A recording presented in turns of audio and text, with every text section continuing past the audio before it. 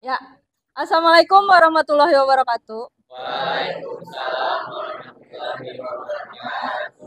Ya, pada pertemuan ini supaya lebih fokus kalian belajar, alangkah baiknya kita berdoa dulu. Tolong ketua kelas disiapkan. Sebelum kita mulai belajar, mari kita berdoa atau percaya masing-masing berdoa dimulai.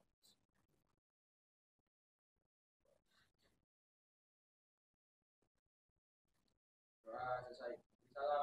Assalamualaikum warahmatullahi wabarakatuh. Waalaikumsalam warahmatullahi wabarakatuh. Oke, siapa yang hari ini nggak masuk? Nihil, alhamdulillah. Walaupun cuaca sedang kurang baik, tapi semuanya bisa hadir di kelas ini. Ya, kita melanjutkan pertemuan kita yang sebelumnya. Sebelum itu, Ibu ingin mengaitkan mata pelajaran kita dengan PPKN. Di PPKN ada pengaruh kemajuan iptek terhadap NKRI.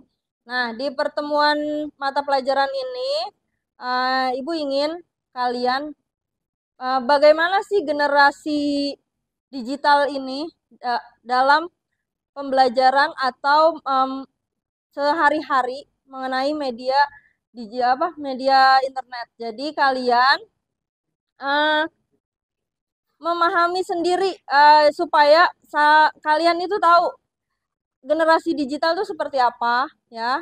Lalu penggunaan internetnya seperti apa dari kalian untuk kalian maksud Ibu itu pelajarannya ya. Oke.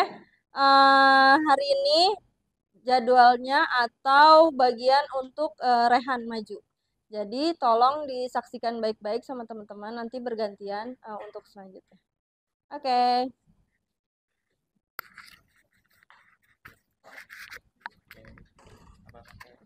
Ya.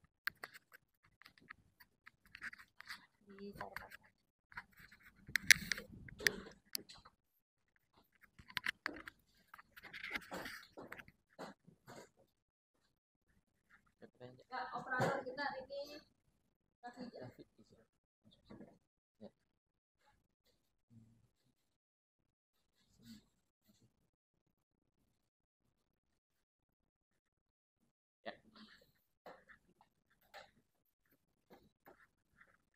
Ya, Assalamualaikum warahmatullahi wabarakatuh.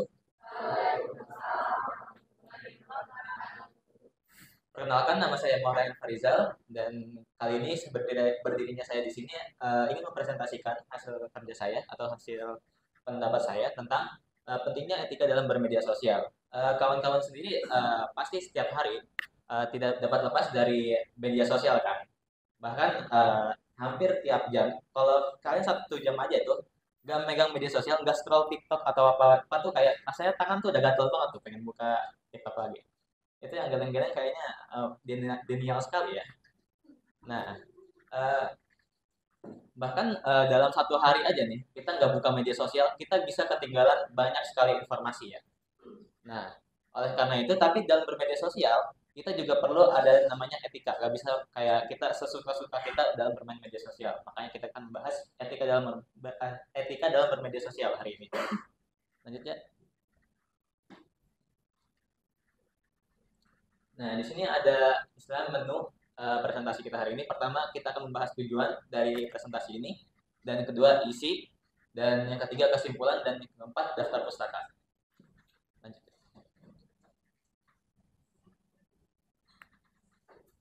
Nah, yang pertama tujuan.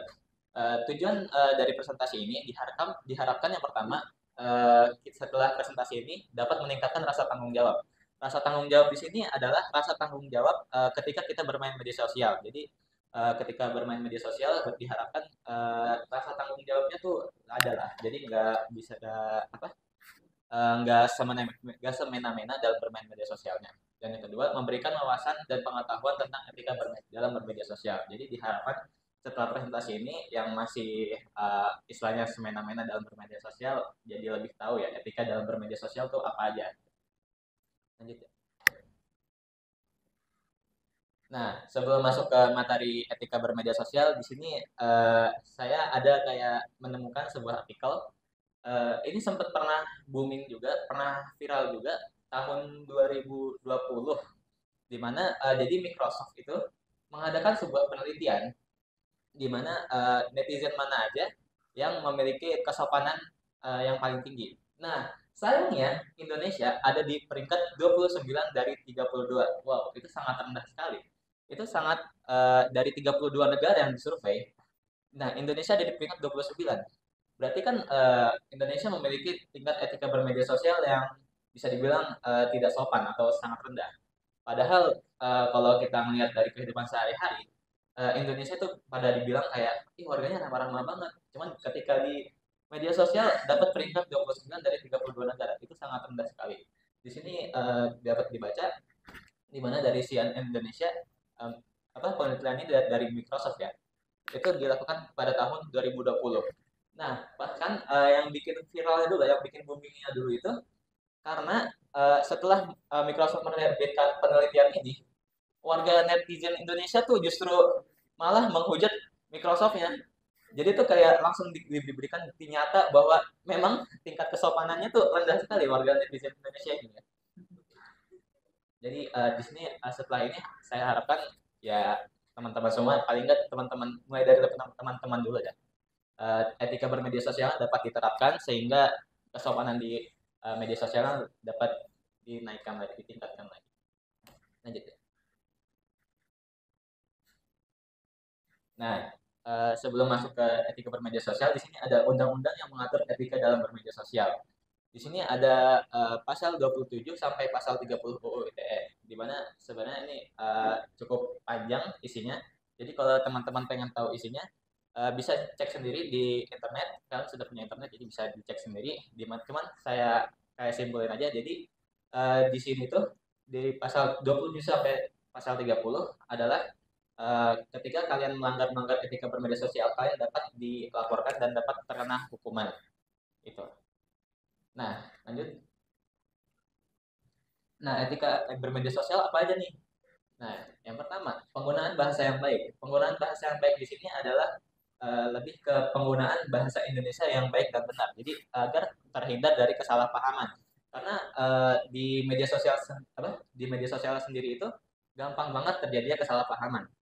Kayak karena kan kalau kita ngomong di antar muka gini kan kita dapat menentukan nada bicaranya. Kalau kita bertanya, kalau kita ngegas, kalau kita marah-marah kan dapat ketahuan dari nada bicaranya. Cuman kalau di media sosial itu tuh karena dari ketikan doang kita nggak tahu nih ini orang lagi marah, lagi sedih apa lagi curhat atau lagi apa kan kita nggak tahu kan. Nah, jadi kita harus menggunakan tata bahasa Indonesia yang baik dan benar. Terus yang kedua adalah hindari penyebaran sara dan pornografi dan aksi kekerasan. Nah, ketika sekarang kan banyak tuh kayak di media sosial banyak yang nyebarin video-video eh, mungkin kekerasan-kekerasan gitu, terus porno yang sering-sering. Nah, itu kan sering menemukan video porno itu kalau bisa jangan disebarluaskan ya. Kalau disebarluaskan tuh malah bisa kalian kena lapor kena dampaknya juga. Dan SARA di sini tuh adalah suku, agama, dan ras. Jadi yang masih sering rasis-rasis nih di media sosial nih harap dikurangi sedikit ya. Apalagi saya kan termasuk yang pernah sering bermain game ya. Nah, di game itu sendiri sangat banyak warga-warga yang rasis gitu. Jadi harap dikurangi rasisnya, jangan berkata kasar ya di media sosial. Lanjut yang ketiga. Nah, yang ketiga adalah cross check kebenaran berita. uh, Cross-check kebenaran berita ini adalah ketika kita menemukan sebuah berita, jangan langsung menyimpulkan bahwa itu benar. Jadi kayak misalkan kita nemu berita, apalagi ini kan lagi tentang lagi masa-masanya pemilu ya. Kalian menemukan tentang mungkin paslon nomor berapa, berita tentang paslon nomor berapa, terus kalian langsung menganggap, oh ini ya jahat sekali nih, langsung disebarluaskan nih, tanpa meng-cross-check kebenaran beritanya. Nah, jangan seperti itu ya teman-teman. Jadi kita harus cross-check dulu kebenaran beritanya. Kalian research dulu, kalian cari dulu kebenarannya, baru kalau memang seperlunya itu udah benar, ada penelitiannya, kalian mau menyebarluaskan, boleh. Cuman kalau itu masih masih kayak dibilang masih ada kemungkinan hoax, jadi kalau bisa jangan kalian sebarkan. Atau mungkin bahkan kalian bisa laporkan kalau memang itu beneran hoax ya. Nah, yang keempat adalah menghargai hasil karya orang lain. Menghargai hasil karya orang lain di sini adalah kalian dapat ketika kalian bermain media sosial, apalagi TikTok sekarang kan lagi seringnya TikTok ya. Kalau kalian upload video kan sekarang bisa pakai sound-sound orang atau mungkin video-video orang lain. Nah, kalian bisa mencantumkan nama apa karyanya gitu atau nama orang yang membuat karyanya tersebut. Jadi kita lebih menghargai karya orang lain. Nah, terus yang kelima yang terakhir, jangan terlalu mengumbar informasi pribadi. Nah, jangan terlalu mengumbar informasi pribadi ini yang bisa dibilang termasuk yang salah satu yang sangat penting ya. Karena kayak misalkan kalian lagi di media sosial, kalian foto-foto, itu tuh kayak banyak dari salah satu foto aja, misalkan kalian foto barcode atau apa yang sangat penting itu bisa dibuat kejahatan sama orang lain. Karena kita kan media sosial itu sangat luas ya. Bukan batasnya tuh bukan daerah kita doang, bukan Indonesia doang, bahkan seluruh seluruh dunia gitu bisa kejangkau. Jadi kalian nggak boleh nyebarin informasi pribadi yang menurut kalian penting gitu ya. Lanjut. Nah, kesimpulan dari presentasi saya hari ini, dalam bermedia sosial kita perlu adanya etika.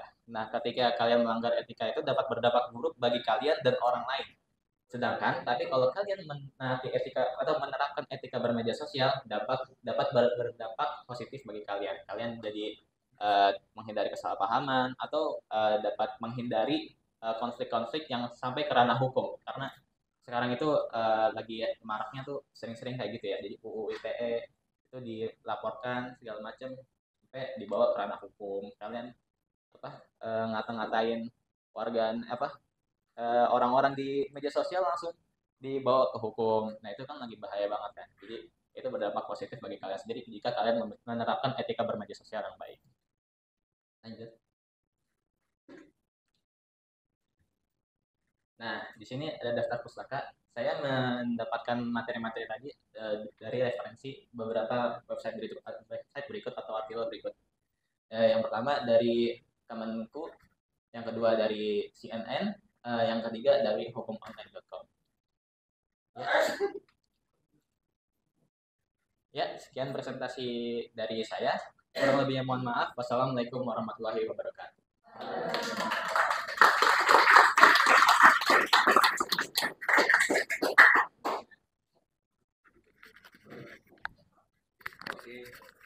Ya, oke teman-teman. Semoga bisa dipahami materi ini dan semoga bermanfaat. Next ke depannya kalian bisa lebih baik lagi dalam etika bermedia sosial. Oke, sampai ketemu di pertemuan selanjutnya. Wassalamualaikum warahmatullahi wabarakatuh.